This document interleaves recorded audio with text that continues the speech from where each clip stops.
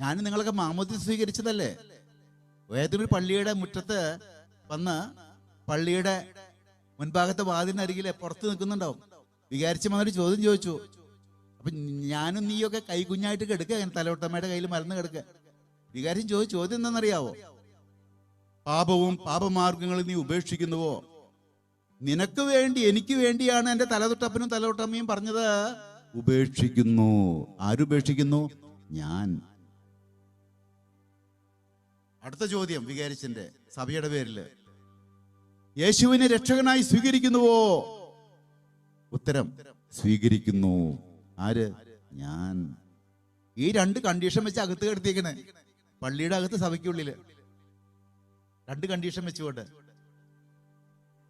ഇത് രണ്ടും ഓർപ്പിക്കാൻ ആ രണ്ട് അടയാളങ്ങൾ ചെയ്തു. മാമോദീസ കൂദാശയിലുണ്ട്. നിങ്ങൾ ഓർക്കുന്നുണ്ടോന്ന് അറിയത്തില്ല. മാമോദീസ രണ്ട് അടയാളങ്ങളുണ്ട്.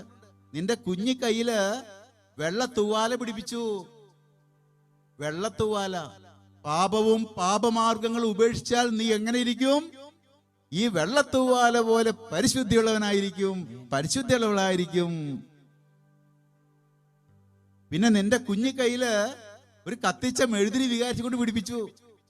ലോകത്തിന്റെ പ്രകാശമായ യേശുവിനെ നിന്റെ ജീവിതത്തിലേക്ക് സ്വീകരിക്കുന്നതിന്റെ സൂചനയാണിത്. കണ്ടോ?